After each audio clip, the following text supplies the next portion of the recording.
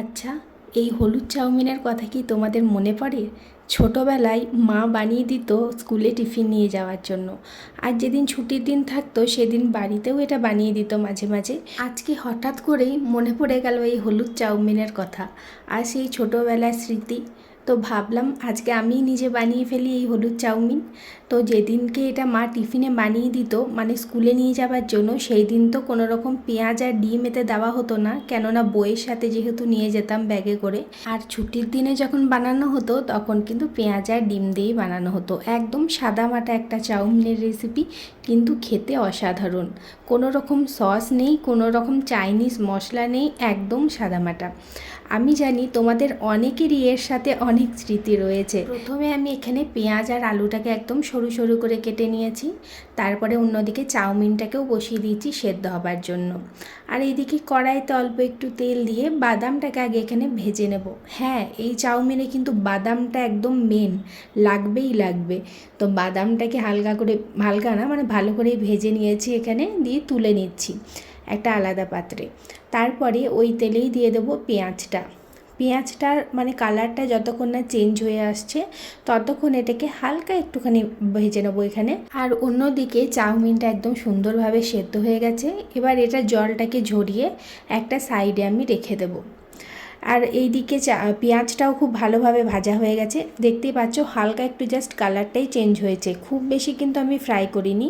তারপরে আলুটা অ্যাড করলাম, দিয়ে দিলাম একটা কাঁচা লঙ্কা। ও হ্যাঁ, মা আবার এটাতে না কালো জিরেও দিত, তবে আমি আজকে আর দিইনি।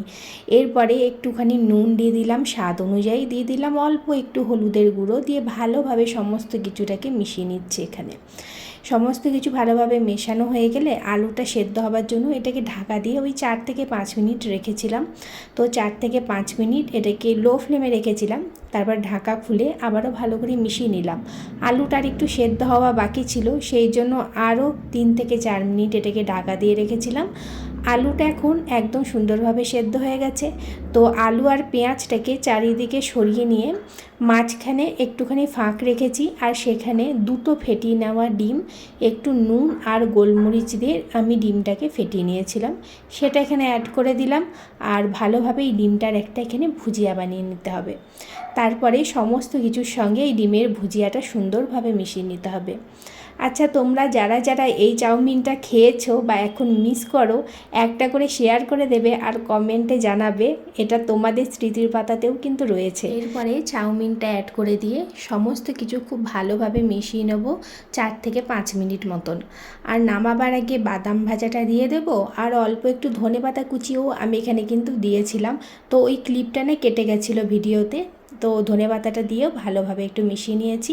আর গ্যাসের ফ্লেমটা এখন অফ করে দিয়েছি। দেখতেই পাচ্ছ আমাদের সেই ছোটোবেলার হলুদ চাউমিন একদম রেডি হয়ে গেছে। আজকে ভিডিওটা তোমাদের কেমন লাগলো অবশ্যই কমেন্টে জানাবে। ভিডিও ভালো লাগলে একটা লাইক করে যেও, আর আমার পেজকে ফলো করে পাশে থেকো।